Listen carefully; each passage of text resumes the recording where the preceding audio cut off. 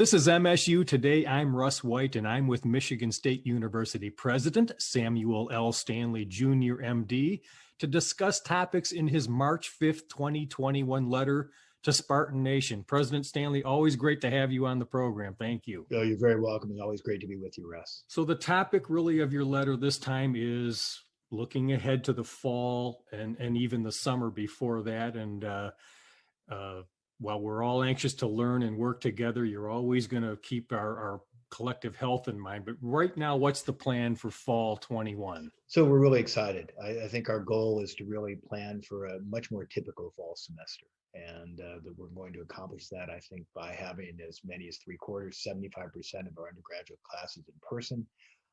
There'll be multiple scenarios. They could be, some will be completely in person, others may be hybrid courses, and there'll be some that are still online, particularly the large lecture hall ones.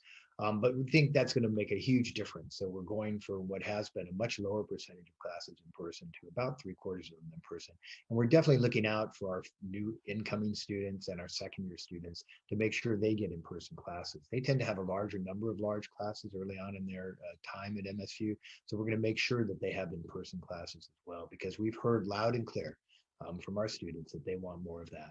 We also, expect that we're going to work to do a residence experience as well. So we're going to offer and expect all our first year students to be living on campus, and we'll take as many upper class students as we can in the residence halls, while doing things again to make sure that we're providing a safe living space, and that's important. So the things I think campus will be much more like it's been in the past. But I think traditional policies like mask wearing, social distancing are going to be continuing depending on what the permeation of the vaccine is in our population. And it sounds like athletics and Wharton Center and the Broad Museum are planning to do the same, right? As best they can return to normal. Exactly right. And again, we will follow, the state guidelines where they're out, or local public health guidelines, but we're pretty confident that we can do fall events safely with spectators, again, with limitations on sizes and with mask wearing and social distancing as needed. But as vaccine penetrates more into the community, we may be able to let up even further on some of these things. The Wharton Center, I'm excited about. I think people have really been anticipating coming back to that. And Broad Art Museum, of course, has been open on a limited basis now, but look forward to doing more events coming forward.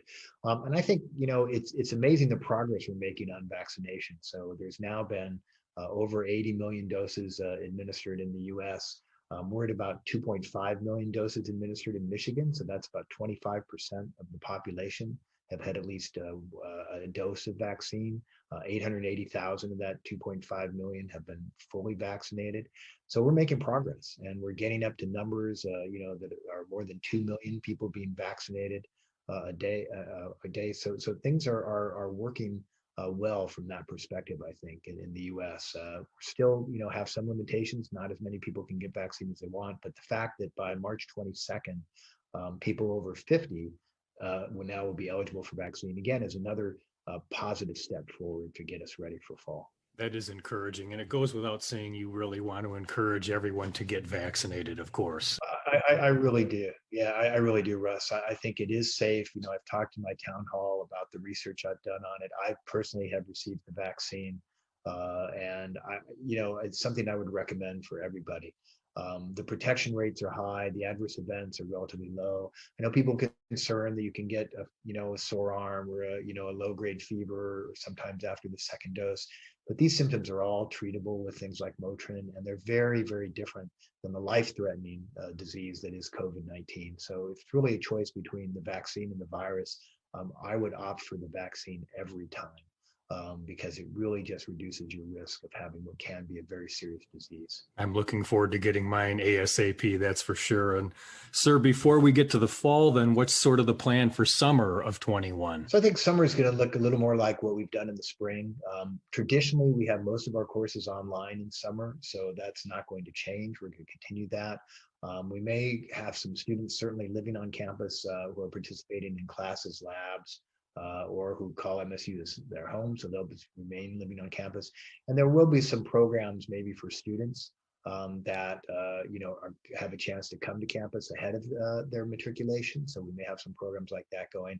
And we definitely will be restarting in-person tours again, socially distanced and wearing masks, but giving individuals an opportunity to really get on campus and see what campus is like. So those will start as well.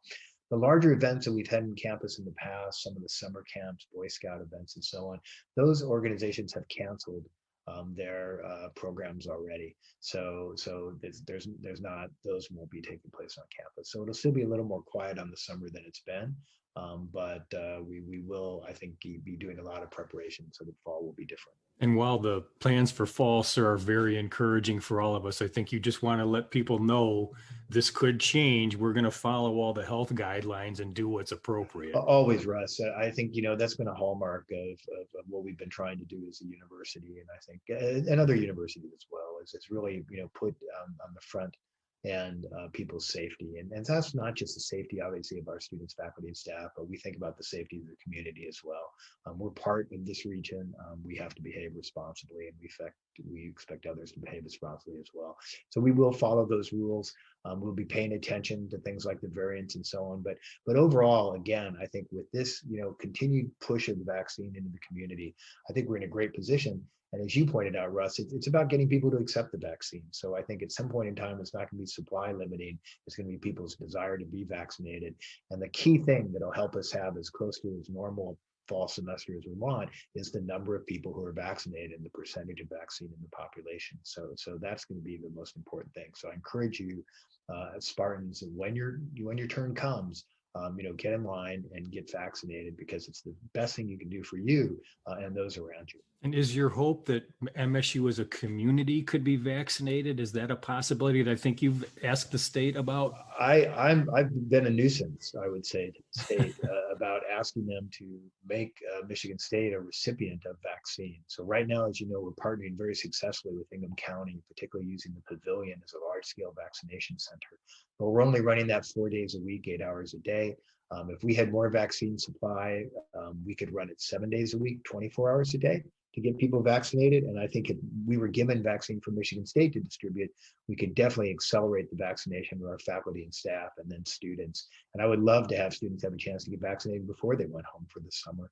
I think that would be great. So I would love vaccine. And if we had it, we would work very hard. And I've tasked the leaders of the university to think about the logistics we would do if we were given doses of vaccine to vaccinate the community, how we would distribute them and get them out. And so that we're working on that.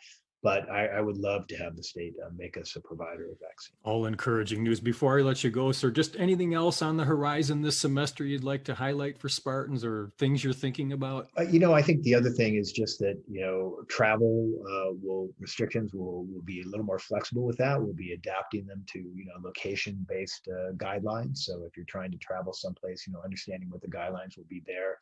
We're going to try and do more community-based activities, again, in alignment with local and state guidelines. So that may be helpful from our extension or 4-H programs to be able to do more there. So, and I think, we'll have more employees returning to in-person positions as we're welcoming more students back. Those who have jobs that require them to have contact with students will be back on campus as well.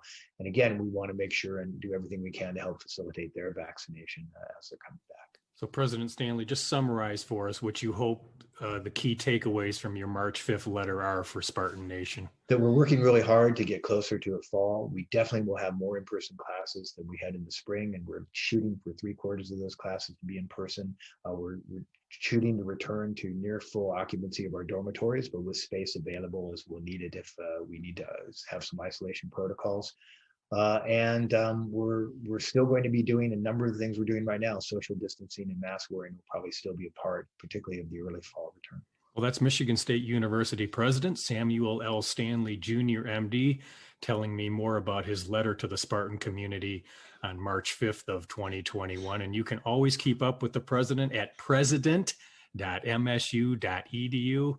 And President Stanley's on Instagram too at MSU Pres Stanley. Follow along there. So thank you again, sir. Thank you, Russ. Again, always a pleasure. And thank you for helping me get the message out. And I'm Russ White. This is MSU Today.